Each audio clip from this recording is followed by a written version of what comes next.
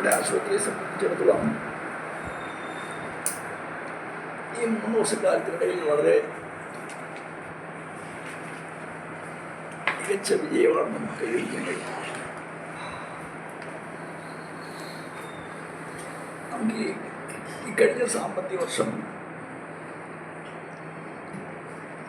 ചെറിയ തോതിലുള്ള പ്രവർത്തന ലാഭത്തിലെത്താൻ നമുക്ക് കഴിയും.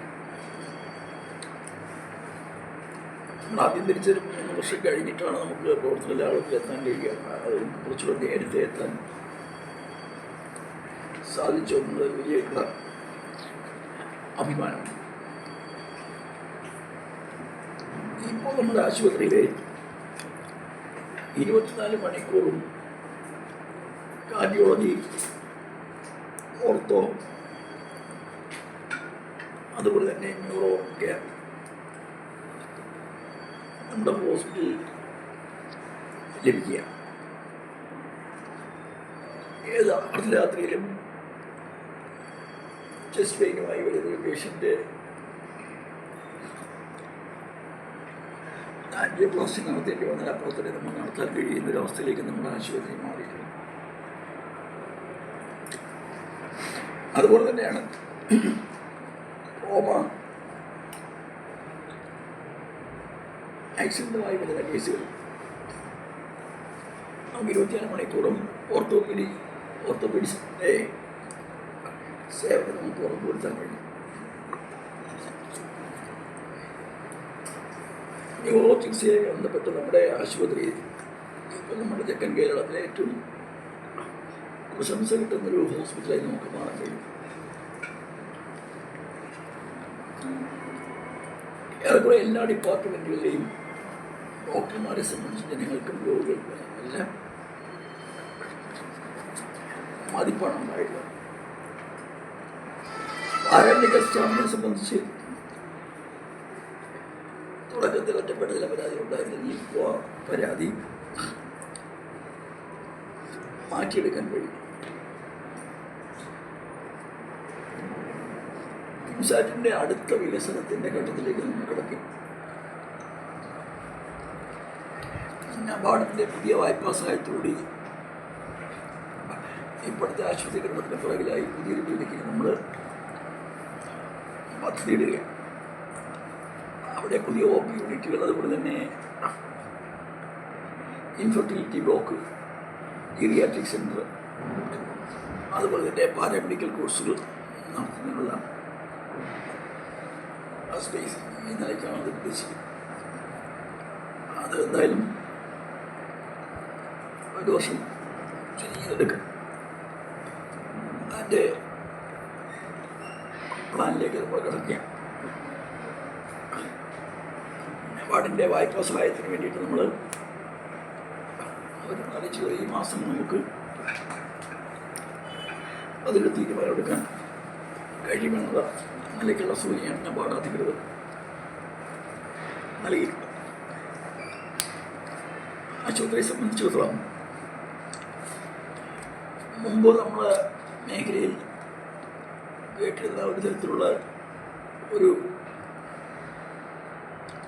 വിമർശനം കേൾക്കാത്ത തരത്തിലിപ്പോൾ എല്ലാ വിഭാഗം ആളുകൾക്കും ചികിത്സ ലഭിക്കുന്നതും ചികിത്സാ ഫീസ് ഏറെക്കുറെ താങ്ങാവുന്ന ചികിത്സാ ഫീസാണ് കിംസാറ്റിൽ ഏർപ്പെടുത്തിയിട്ടുള്ളതെന്നുള്ള പൊതുവിലുള്ള അഭിപ്രായവും ഉയർന്നു വന്നിട്ടുണ്ട്. നമ്മുടെ ആശുപത്രിയുടെ സേവനങ്ങളുടെ കൂട്ടത്തിൽ ഇപ്പോൾ സൈക്യാട്രിയും അതുപോലെ തന്നെ ഡെന്റൽ ക്ലിനിക്കും കഴിഞ്ഞ വർഷത്തിന് ശേഷം നമ്മൾ ആരംഭിച്ചാണ്.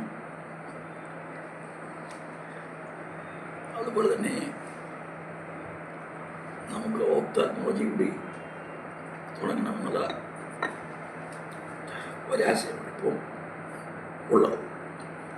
അപ്പോൾ അതിൻ്റെ സ്പേസിൻ്റെ പ്രശ്നമുണ്ട്. അത് പരിഹരിക്കാനുള്ള വേണ്ടിയാണ് ഇപ്പോൾ 2ാം ഘട്ട വികസനത്തെക്കുറിച്ച് ചിന്തിക്കുന്നത്. നമ്മുടെ 3ാം വാർഷികവുമായി ബന്ധപ്പെട്ട് ഇപ്പോൾ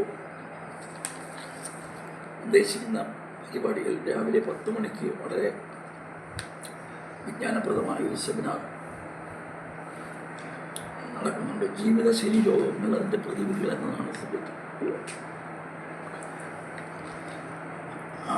സെമിനാറിൻ്റെ ഉദ്ഘാടനം നമ്മുടെ NS ഹോസ്പിറ്റലിൻ്റെ president Shri P Rajendran XMD ആണ് വിഷയാവതരണം നടത്തിക്കൊണ്ട് രണ്ട് പ്രമുഖരായ ഡോക്ടർമാർ സംസാരിക്കുന്നുണ്ട്. ആദ്യം കൊല്ലം ഗവൺമെൻറ് മെഡിക്കൽ കോളേജിലെ community medicine associate professor Shrimati doctor Chintha, അതിൻ്റെ കോപ്രസൻറ്റേഷൻ നടത്തിക്കൊണ്ട് ഡോക്ടർ അനീഷ്, അദ്ദേഹം ആരോഗ്യ സർവകലാശാലയിലെ സ്കൂൾ ഓഫ് ഹെൽത്ത് ആൻഡ് സയൻസിലെ അസോസിയേറ്റ് പ്രൊഫസർ. നല്ല വിജ്ഞാനപ്രദമായൊരു സെമിനാറായിരിക്കുമെന്ന് സംശയമില്ല. കഴിഞ്ഞ നമ്മുടെ സെമിനാറുകളും ആ നിലയ്ക്ക് ഞാൻ ശ്രദ്ധ പിടിക്കുക. അപ്പോൾ സെമിനാറിന് ശേഷം ഉച്ചഭക്ഷണം കഴിഞ്ഞിട്ട് വീണ്ടും നമ്മൾ 3 മണിക്ക് ഉദ്ഘാടന സമ്മേളനം ആരംഭിക്കുകയാണ്. ആ ഉദ്ഘാടന സമ്മേളനം അധ്യക്ഷൻ നമ്മുടെ ബഹുമാനപ്പെട്ട MLA ശ്രീ M നസീറാണ്. ഉദ്ഘാടകൻ ധനകാര്യമന്ത്രി ശ്രീ KN ബാലഗോപാൽ MLA.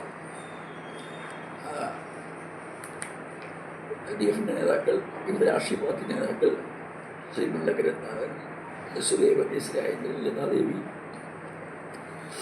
അതുപോലെ തന്നെ ബ്ലോക്ക് പഞ്ചായത്ത് പ്രസിഡന്റ്, നമ്മുടെ മെഡിക്കൽ കൗൺസിൽ മെമ്പർമാർ, അതുപോലെ മെഡിക്കൽ സൂപ്രണ്ട്, അതുപോലെ പഞ്ചായത്ത് പ്രതിനിധികൾ ഒക്കെ തന്നെ ആശംസ അർപ്പിച്ചുകൊണ്ട് സംസാരിക്കുന്നതിന് ശേഷം നമ്മുടെ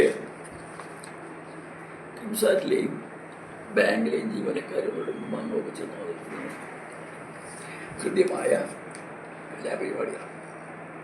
അപ്പോൾ അതെല്ലാം തീർന്നവരെ ഒരു 10 മണിയെങ്കിലും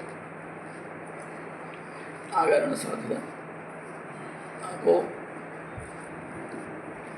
നമ്മുടെ നാട്ടിൽ ജനകീയ സംരംഭം എന്ന നിലയ്ക്ക് നമ്മൾ സ്വകാര്യ മേഖലയിൽ നിന്ന് വിഭിന്നമായി സഹകരണ മേഖലയിൽ വിശേഷിച്ച് നമ്മളൊരു പ്രാഥമിക സഹകരണ ബാങ്കിൻ്റെ സബ്സിഡറി ഉണ്ടെന്ന നിലയ്ക്ക്